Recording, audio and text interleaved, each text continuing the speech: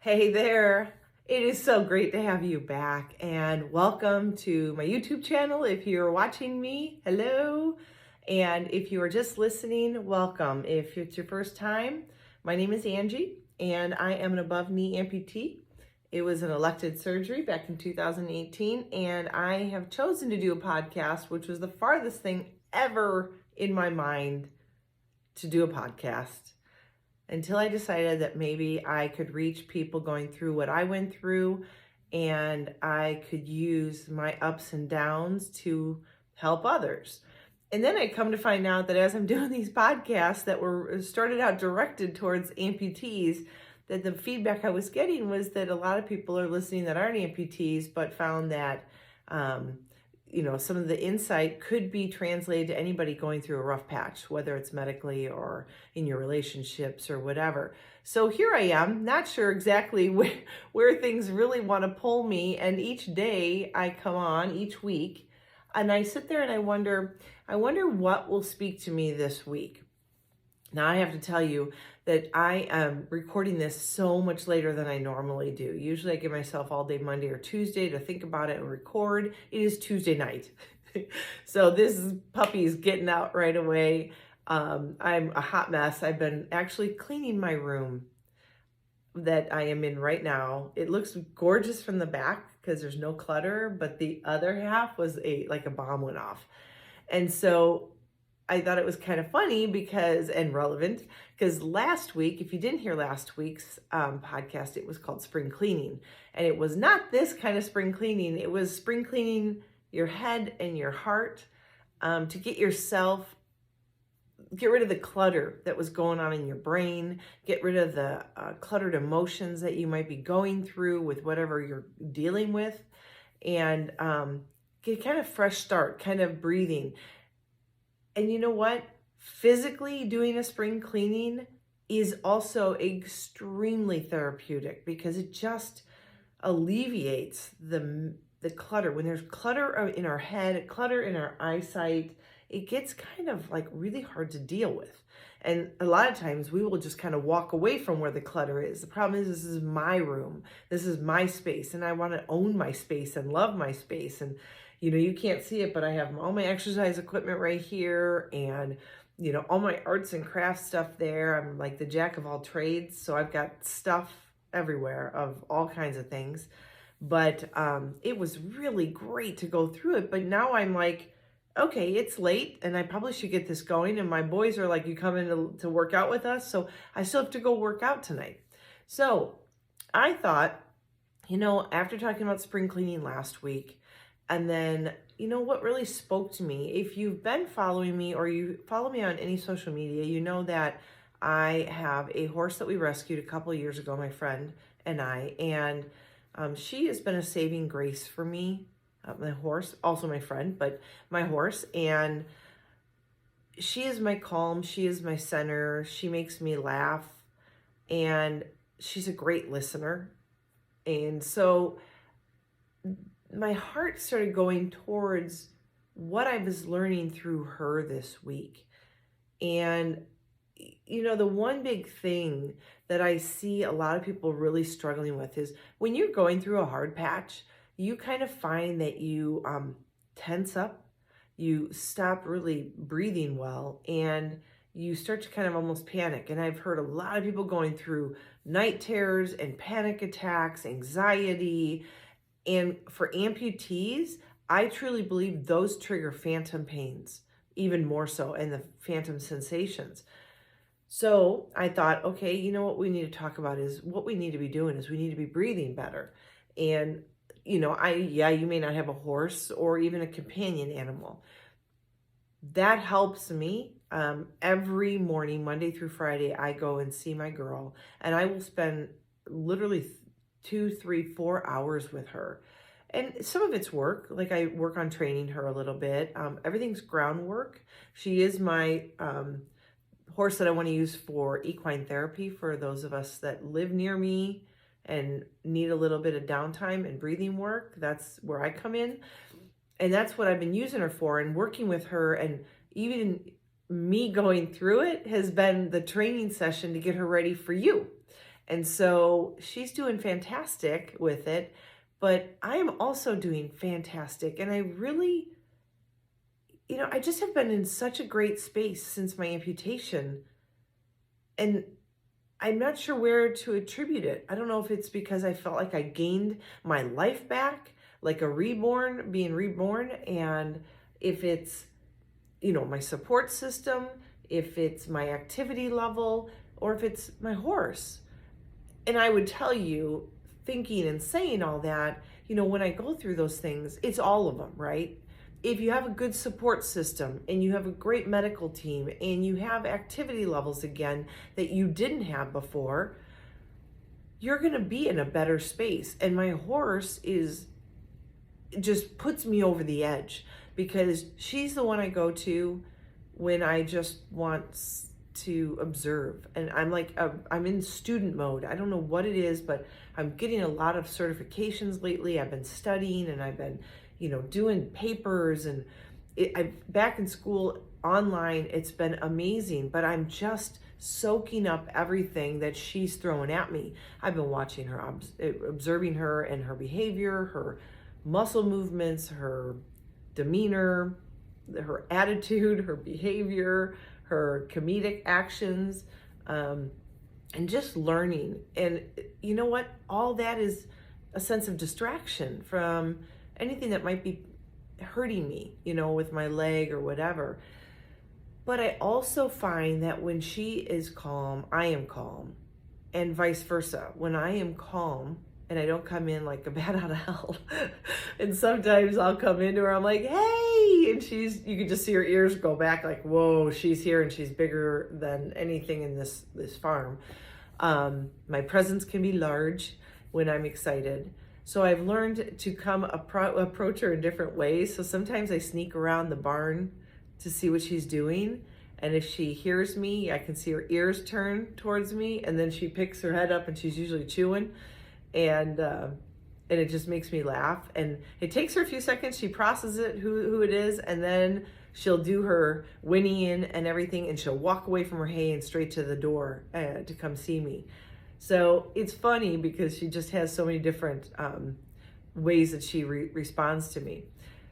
So going back to, when you're sitting there, being around an animal, especially something as large as a horse, I have found that I can slow myself down, one, because I don't want to startle them. They're big, and I will be taken out with, a prosthetic leg in cowboy boots and jeans on uneven turf. It gets a little dicey at times, especially if I'm trying to back up quick. So I've learned to be calm. I've learned to slow my breathing down. I've learned to take stock. If she's not interested in me at all, I kind of just lean against the gate and I breathe. And I will tell you that right there is the therapy that I need. Because I'm not racing from this to that to this to that, and having to get dinner ready and having to pick up groceries and having to get the laundry done. And it's just like it's like nonstop. When you work out of the house and you have family and now the boys are home from college, the laundry, the dishes, the food, it's like a constant thing. And when you work from the house, you never get to leave your workplace. Like for my husband, he has an office here too, but his office is out of the house. So when he leaves it, he can put those distractions to bed for a little bit, so to speak. I know he really doesn't, but more so than I can, because if I know that there's dishes to be done and I'm sitting on the couch watching a movie with my family, those dishes are staring at me. And so I don't get to walk away from it. So when I go to the barn and I get to sit there and just take time to breathe and be there for myself, it's crazy. And then when I realize I'm slowing my breathing down, it's really cool because then she responds by coming closer to me. It's pretty darn cool. So I thought that, after being with her this week so far, and last week, end of last week, I worked a lot on just laying up against her and feeling her breathing and seeing if I could match my breathing with hers. Hers is a little bit deeper and stronger. And I try to slow my breathing down to see if I can slow her breathing down. So I play this game, and I just wanted to bring this up because there are several people I'm working with right now and talking to and helping out and praying for that I know are struggling.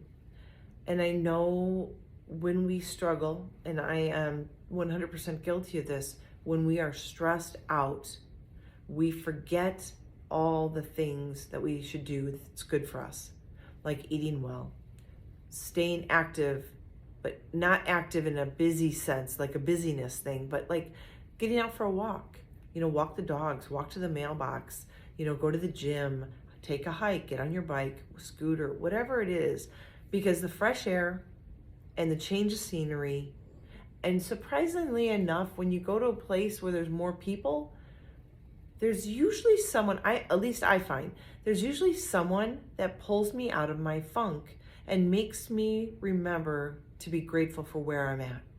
So when I go to the gym, and we are members at a Y, and we're in an older community where we live up here in Carefree, I see a lot of people struggling, and they'll come to me and say, like, that's amazing that you're doing that. And they see my prosthetic leg, and they're coming in with a walker or a wheelchair or a cane and just doing small little movements, but one, to get out of the house, two, to do something more positive for themselves, and three, to just meet people.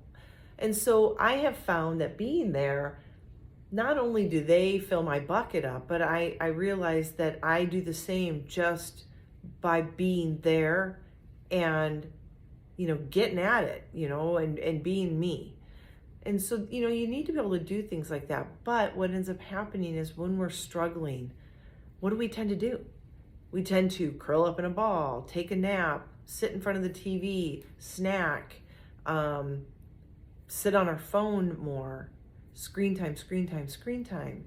And none of that is beneficial to getting you out of your funk. And if you've listened to any of my other podcasts, you know that I use distraction when I'm hurting, when my leg is driving me nuts. I have to keep moving. Like for me, sitting and doing a podcast for a half an hour can be dicey, because as I'm sitting here talking to you right now, my foot that's not even there is totally hot and buzzing and tingling. It feels warm, and it doesn't stop. It's just always on. It's like someone flipped a switch and I can't figure out where the switch is, and it just keeps going.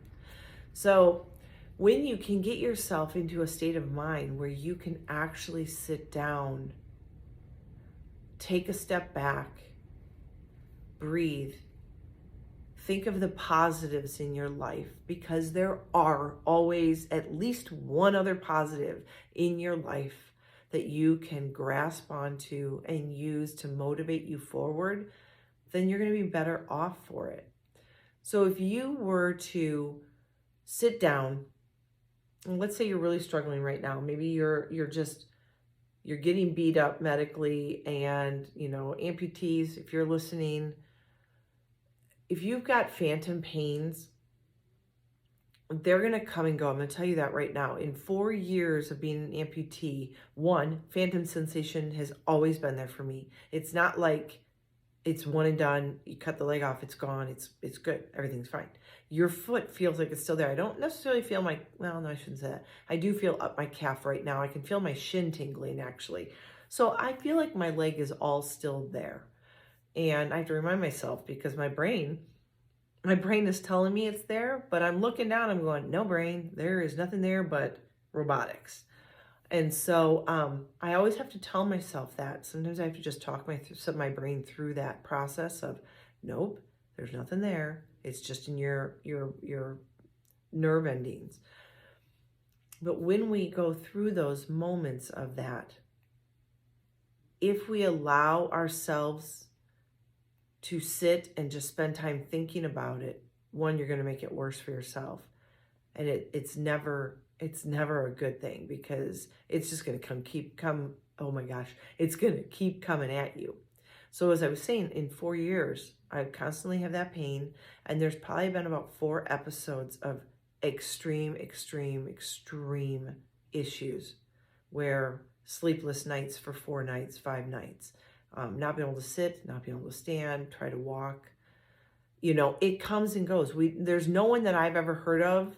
And even, I bring this up and I've brought this up before, even my assistant prosthetist, he's an above knee amputee also. He has been that way for over 20 years.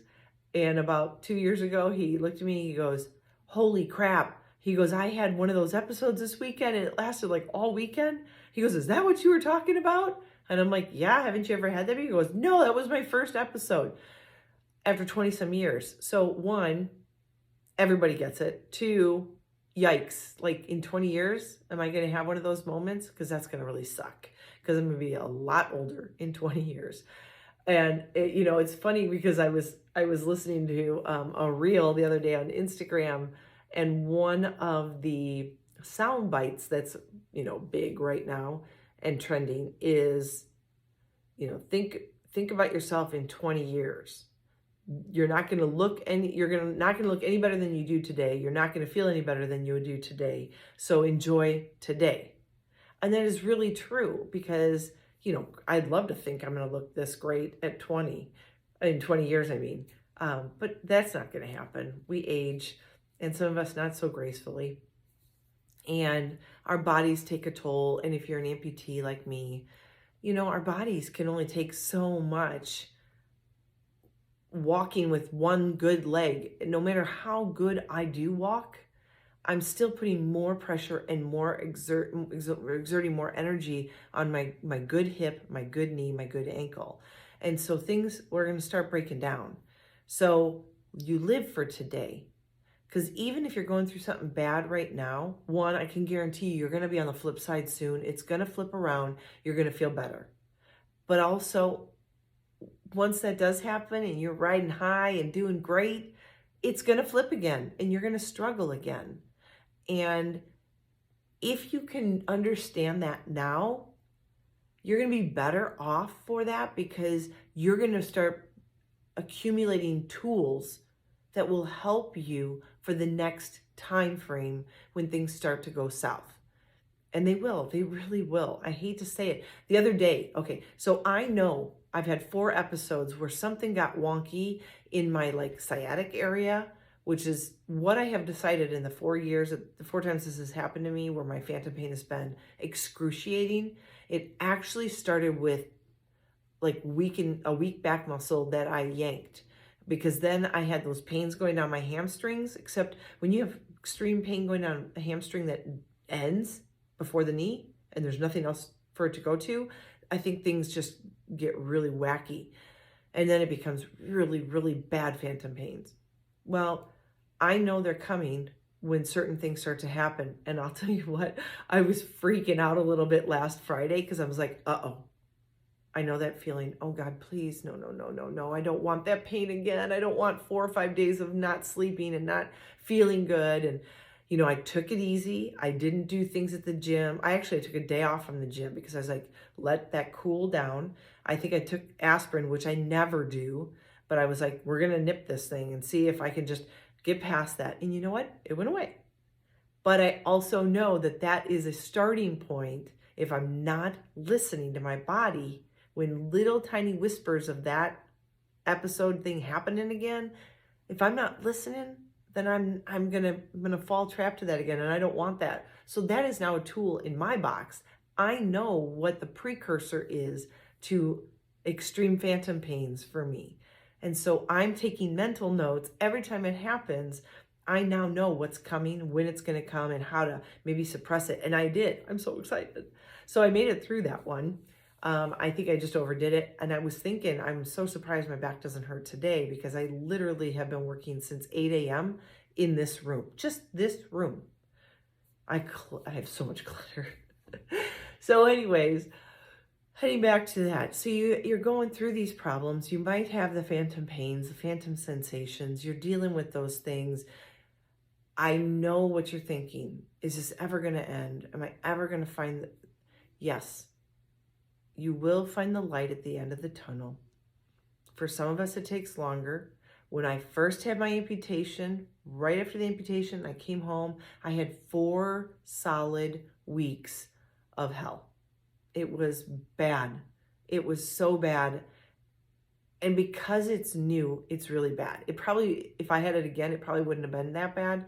But because you don't know what that feels like, and then it happens to you, and then you're trying to deal with it, it's bad because you're thinking it's one and done, right? Cut it off. My knee pain's gone. Now I'm good. No, the knee pain's gone, but now you have phantom pain. Yay. And so, you have to start accumulating experience. I'm talking to this group of ladies. We meet on Wednesdays and we meet on Fridays. Girls, hey, if you're listening, I hope you're listening. It's awesome because I am getting a glimpse into each one of their lives and how they deal with certain things that come up.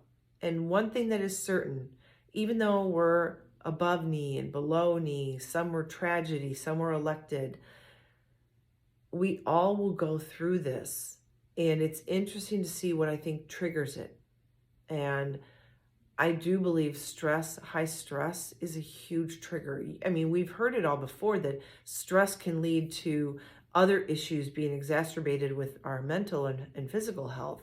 And when we're stressed out, our health declines, right? Well, I think it's the exact same way, and it would be really neat if there was some more research on this, but I believe that high stress, in the environment we're in, while we're trying to heal from amputation, creates problems with our phantom pain. And not even just healing from it.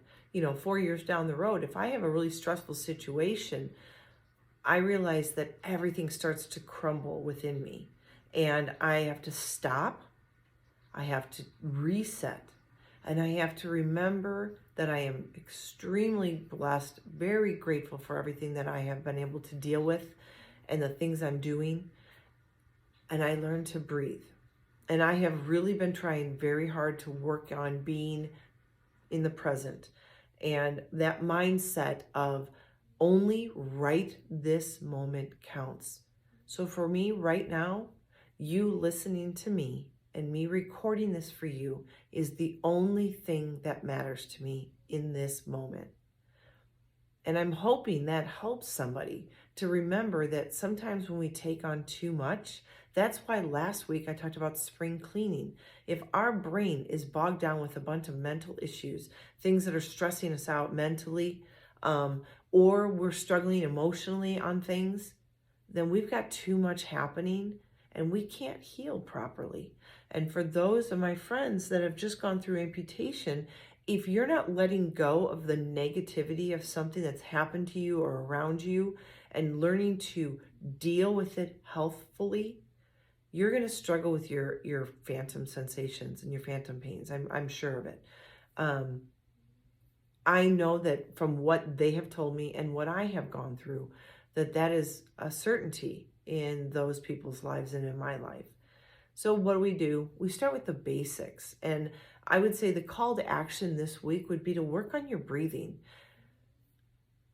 I like to start my day with my horse. And so I have found that starting my day with quiet time, being present, living in the moment time, breathing, slowing down, and only thinking about right that moment. Not what's on my list to do, who just called me, what text I need to respond to, none of that. Just drop the phone and drop your agenda.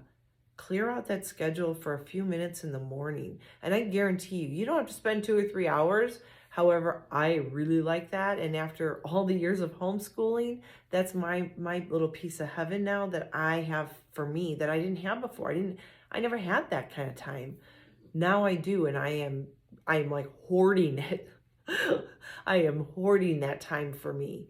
And it is when my boys are still sleeping, now that they're home from college, or when they were away. It's when my husband's at work, and it's just me.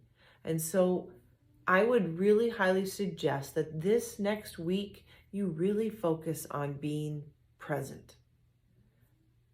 Really drop the phone, put it aside. Don't worry about it. Don't put music on. Don't. It's going to take time. It is really hard for me at first when I was around the horse thinking, okay, what time is it? Okay, look at my watch. Oh, wait, did my son just text me? Oh, wait. And realizing that my horse was not interested in me at all when I was distracted. The moment I put my phone away, drop my hands, drop my head, and worked on slowly breathing and actually exhaling kind of loudly so she could hear me breathing, that moment, seriously, like a switch was flipped. She would walk closer to me. And then, of course, she would smack me in the face with her mouth to give me a kiss, and she'd be right in my face. Time for us to do our thing. So practice that this week, spending time for yourself. If it helps you and you have a very special animal in your life, like your dog or your cat or a ferret or a guinea pig, or if there's an animal that will actually sit quietly with you, try using them. Try incorporating them. Like my dogs are used to me podcasting, so they're both on either side of me here sleeping. They had their dinner. I took their collars off so they wouldn't shake, and they are now peacefully sleeping next to me. And so it's kind of a calm. I can hear my one dog breathing. My old girl has a little bit of a snore. And it's just a time for me to just realize how lucky I am to be where I'm at, to see my amputation as a gift, not a negative, that I can use this to help others, that I can be that inspiration for someone who's struggling with theirs. And when I let go of everything, then I am in the place where I'm the healthiest and the strongest and the most positive that I can be. And then from there, I can go on out and conquer the world and kick butt.